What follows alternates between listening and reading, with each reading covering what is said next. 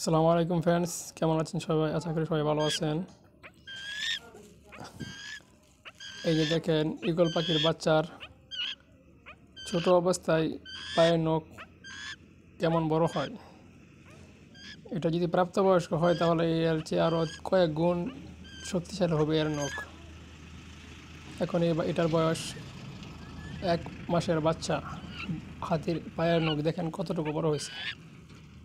এটা যদি বড় হয় তাহলে এক একটা নখ প্রায় 2 ইঞ্চি 2.5 ইঞ্চি এরকম হবে। আর এক একটা নখ শুয়ের মতন চোখা থাকবে এবং নখ অনেক শক্ত থাকে, প্রচুর শক্ত। এই নখে তাদের মূল শক্তি। এই নখের দিয়ে থাবা মারার সাথে সাথে শিকার ছিন্ন বিচ্ছিন্ন হয়ে যায়।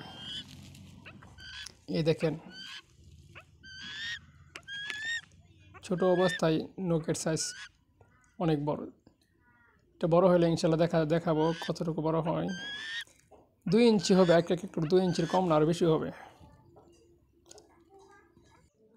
আর এই ঈগল পাখি কোনো সময় ছোট মাছ শিকার করে না।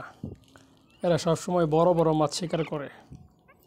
বড় বড় শোল মাছ, বড় বড় যে কোনো বড় মাছই শিকার করে, ছোট মাছেরা শিকার একেবারেই করে না। যদি কোনো সময় এরা মাছ না পায় তাহলে দেখা যায় যে সাপ, ব্যাঙ, অনেক সময় পাখিও শিকার করে। তবে এদের মূল খাদ্য হচ্ছে মাছ। মাছ না পেলে কি অন্য কিছু শিকার করে। এই যে দেখেন কত বড় একটা বাগর মাছ শিকার করছে। এটা মনে হয় শোল মাছ।